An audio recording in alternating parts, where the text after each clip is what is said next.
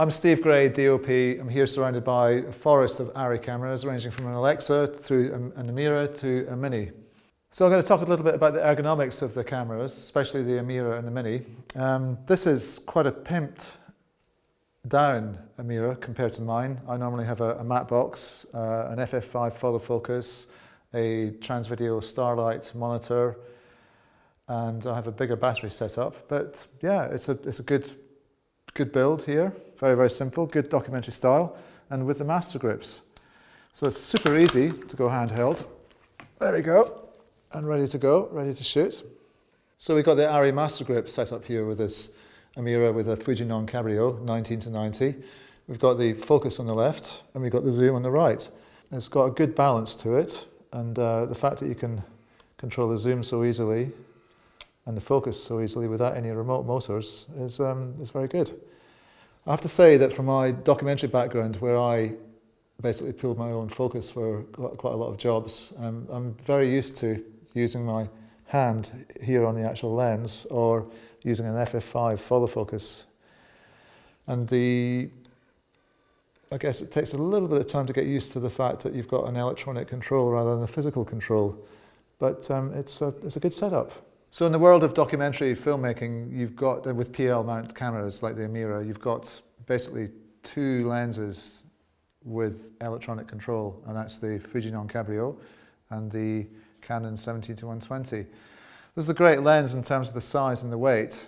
I prefer the Canon just because it gives me a little bit more zoom, and I find that the picture quality in the Canon is a little bit better. But this is a great lens if you want to be lightweight. So we've got two ARRI Minis now. We've got one in the studio configuration on a tripod, and then we've got this one here in the handheld mode.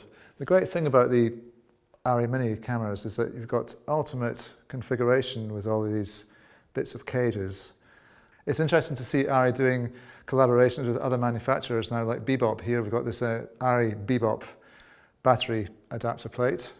I guess they started off doing collaborations with Transvideo when they did the ARRI Transvideo Starlight, but it's interesting to see them doing even more with people like Bebop here. Chutney, as my focus puller friend calls it, all over this camera. Nice configuration. We've got the follow focus, and we've got the iris control here. It's probably my favorite configuration because it's super lightweight.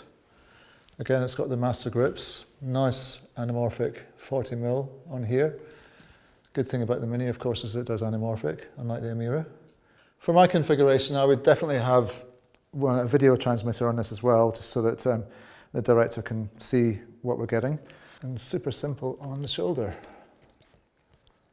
It's very rare I'm standing next to a camera like this in a professional sense, but I do from time to time. Fully loaded, fully maxed up, fully chutneyed Alexa SXT, which I think is the newest, biggest and greatest of the Alexa range. We've got the iris, we've got the zoom, we've got the follow focus, everything coming through the powering of the body here, all wirelessly controlled by the focus puller.